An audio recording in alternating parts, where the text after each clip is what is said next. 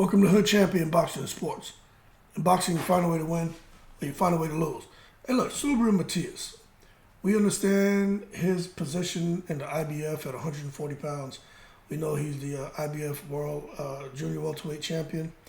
A lot of people think that he is the boogeyman, not just the boogeyman, the Puerto Rican boogeyman, the Saison Cone Achiote. But I would like to see Subriel. I know he got Hitchens that he's looking to get in the ring with. You know, the way the IBF is, you know, they kind of want their champions to fight the guys that are rack and stack underneath the IBF in its rankings. But I think he should fight Ryan Garcia. Now, for those of you who are saying, well, look, Hood Champion, he can't just go to Ryan Garcia. Well, to that, I say hold your horses.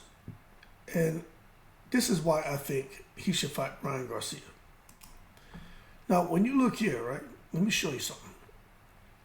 This is Subriel Matias, and here in the red column for the IBF, you can see the number 1 and 2 are vacant, okay? I don't know why they're vacant, but they're vacant. But you see that Matias just beat Ergashev. He didn't just beat who was the 23-1 Ergashev, now 23-2. He stopped him. I mean, talk about systematically breaking down Ergashev. Ergashev came out there with a bounce in his step in the first round.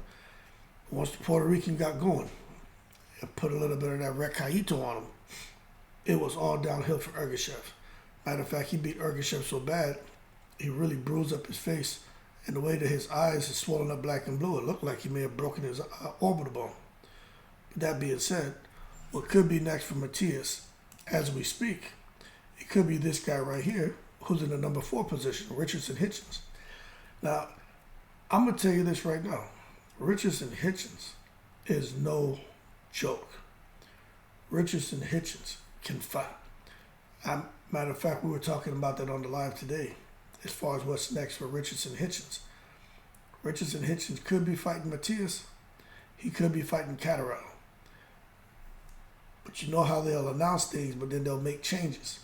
Bottom line is, whatever happens, happens. But I don't want Hitchens to get to Matias just yet. I think Matias versus Ryan Garcia, who's there at number 7, is the fight to make for Ryan Garcia. Now, we know Ryan Garcia. Let me condense this a little bit. We know Ryan Garcia is trying to get over his that WBA column and fight Rolly Romero. And this is what's so interesting about it. You look where Rolly is, O'Hara Davis, and Ismael Barroso, right? Those guys are supposed to be mixing it up. And you got Kenneth Sims Jr., who I don't really know what's going on with that guy. He's ranked number 2, but then Ryan Garcia is ranked number 4. So the play that Ryan Garcia wants to make is to go straight to a Rolly fight, but Rolly's looking to go to 147. So I don't think Ryan Garcia is going to get that opportunity.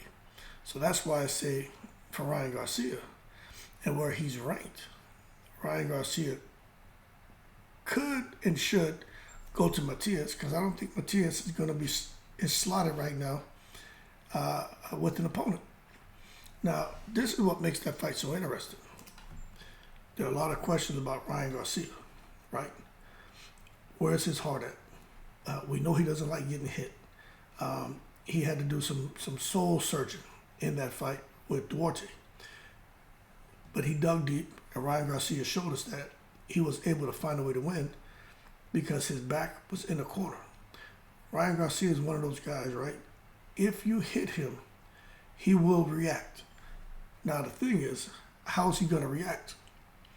Against Duarte, he was able to react in a way to where he kind of went into a fetal position in that ring. That shoulder roll thing he did when he was turning his back to him, that I'm going to call that like a fetal position. But then he came out of that and he fought and got the knockout. Duarte helped because Duarte was just coming full steam ahead. Got hit with a shot he didn't see because Ryan Garcia's hands are super fast. But the other way that we need to see how Ryan Garcia is going to react, if someone is pressing Ryan, Ryan will let his hands go. Now, in this fight, we saw Ryan Garcia try to stay disciplined. He kind of got off the game plan a little bit. Coach had to reel him in, got back to the game plan, got the kill. But Ryan Garcia, it is his nature to let his hands go and fight. And I'm telling you right now, for us to see that Ryan Garcia it is going to be a real force to be reckoned with at 140, I think they should throw him right in with Subriel and Matias. Now, there are some people who are saying Subriel and Matias is not proven yet. And I understand what they mean by that. Who have we seen him fight?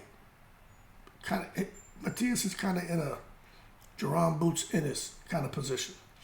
He passes the eye test, right? But has he passed a real test yet? I think Ergashev was a great test for Matias, but some people still don't want to give him credit. If he's able to fight Ryan Garcia and get a win over Ryan Garcia, then I think that's going to speak volumes about what Matias really brings to the table. Because I understand Matias, he's got the power, seems to have a pretty good chin, seems to have a pretty high IQ, defense seems to be on point. Passes the eye test. But there's something special about Ryan Garcia. It's something special about that speed and about that left hand. And I am telling you right now, Ryan Garcia will land that big shot. And what happens if he lands it on Matias? Duarte was able to absorb some of those shots early in the rounds, but eventually he just couldn't take it anymore. But this is the thing, right? Ryan Garcia, what is he going to do when he gets hit with something he doesn't like and he chooses to go into a fetal position if he does so? Because let me tell you something. If Ryan Garcia wants to turn his body sideways and contort into all kind of weird fetal positions in that ring, Matias isn't going to step back and not let his punches go because he's afraid of hitting him in the kidney, hitting him in the back, hitting him in the back of the head. Matias is going to chop him down limb by limb and make the referee do his job. And hopefully in that fight, the referee will warn Ryan Garcia for turning his back to his opponent and not sit there and focus so much on Ryan Garcia's opponent and telling them, hey, here's a warning for hitting him in the back or hitting him in the side. It's not the opponent's fault that Ryan Garcia has this tendency now to turn his back. So if these guys are talking about trying to become the best in the sport of boxing at 140, trying to become undisputed at 140 pounds, well, I tell you what, why not sit there and have the two of these guys get in there and scrap with each other? Because right now, if they want to stay active, it doesn't seem like anybody's going to get a shot at Teofimo Lopez. Teofimo Lopez is a WBO super junior welterweight champion, and he can kind of pick and choose what he wants to do. And Teofimo doesn't seem to be in any rush to get in that ring with Matias, any rush to get in the ring with Ryan. He seems to be in a rush to get towards a massive payday. Matias isn't going to give it to him. Ryan may or may not give it to him. Okay? So Teo is totally out of the equation. Then you come and you take a look at what's going on with Regis Prograis. Well, he and Devin Haney are fighting. And then depending on who wins that fight, it looks like Haney, if he wins, he's going to 147. And then he may drop the belt. And then, you have a vacant belt for the WBC. So really, there aren't really many options when you're trying to talk about possibly making a fight for Matias or Ryan Garcia against a Regis or Devin Haney winner, especially the loser. I don't think the loser is, I think they fall to the back of the line, and they're not going to be someone that a champion is going to be looking to fight, or even a guy like Ryan Garcia is going to be looking to fight. And then the whole thing with Rolly Romero, again, I think he's going to go to 147 and drop that belt. And someone over here is going to pick it up in the WBA. So the bottom line is, when you look at it, there's a lot of good fights for Ryan Garcia because he can pretty much do anything he wants right now. But for Matias, he's kind of pigeonholed because he's a champion for the IBF. And with everything that both of these guys want to do, I think for Ryan Garcia, if he can get in there and beat Subriel and Matias, that would be the kind of win and victory he needs for people to say Ryan Garcia is the real deal. Duarte was a step in the right direction, but if he can sit there and get in the ring and get through the storm that comes with the Puerto Rican Subriel Matias, Ryan Garcia is out of here. Now, for Matias, everyone's already saying this guy seems to be it for 140. Seems like no one's going to be able to beat him at 140. But he doesn't have that big name on his resume. If Matias can get in there and just totally break down, dismantle, and destroy and tranquilize Ryan Garcia, Matias is he is the biggest thing in Puerto Rico. He'll be the biggest thing in Puerto Rico. Shit, he may be the biggest thing in boxing. If he can get in there and just totally dismantle and tranquilize Ryan Garcia, then now he has somebody with a huge profile coming off a Golden Boy. And that would be the kind of signature win that Matias needs. Some people will still say Ryan Garcia is not one of the best fighters at 140. I disagree. But at this point, it doesn't matter. It's the name recognition. So I think Ryan Garcia and Subriel and Matias, in my opinion, they need each other. And that's why I think they should fight. Because whoever wins that fight, those guys are out here. They're out of here. And now when it comes to decision-making capabilities and decision-making power, they have a whole lot of control. Okay? Because let's just be real. I don't see nobody, aside from Hitchens. Richardson Hitchens sounds like he'll fight Subriel Matias with no problem. Hitchens doesn't seem to be afraid of getting in the ring with no one. But outside of Hitchens, it doesn't seem like anyone's in a hurry to get in there with no damn Subriel Matias. Even when these guys start calling out names, ain't nobody calling out Matias. Nobody. So again, it goes back to what I was saying. Matias and Boots Ennis, they passed the eye test, but nobody really calling them out and wanting to fight them. So they haven't really had the opportunity. But if Matias gets the opportunity and he can beat Ryan Garcia, I think that would really help grow his profile exponentially. So in my opinion, that fight makes sense to make next. But it's high risk, in my opinion, for both of them.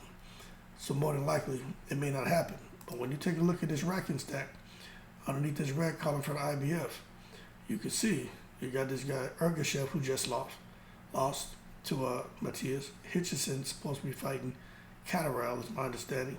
Josh Taylor is no longer in the mix. So you only got Ryan Garcia left. So Ryan Garcia should be what's next for Subriel Matias. It's very simple. You know, it's not me making this up. You're looking at the rankings that were updated, 11 November. So Ryan Garcia, don't be surprised if that conversation starts to bubble up more and more. Ryan Garcia against Subriel Matias next. And let me tell you something.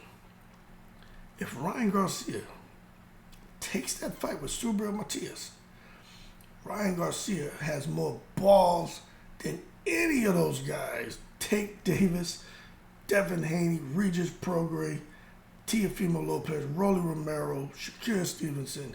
If Ryan Garcia takes that fight, he's got more balls than all of those guys. And win, lose, or draw, he deserves credit. Because now you get these guys out here really trying to be the best and challenge these dangerous fighters and getting in the ring trying to prove that they belong at the top of those divisions. And that's something that we as fans complain about that we don't get.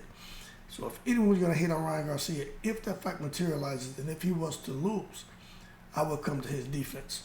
Hood champion is on the way because I think he'll deserve to be praised for going out there, especially at 140 pounds and getting in the ring with a killer. But I'm going to tell you right now, man, although I would have to favor Matias, I'm going to tell you right now, who has Matias fought? All right? Same thing we can say about Ryan Garcia, but who has Ryan Garcia fought? And so I see both sides of the argument. All I'm saying is this is a fight that I think for both of these guys, like I previously said, can grow their profiles exponentially. So I guess we're going to see who's going to be shouting out Viva Puerto Rico or Viva Mexico. I'm shouting out Viva Boxing. Viva Las Vegas, goddammit. Y'all keep cool, I'm in the breeze.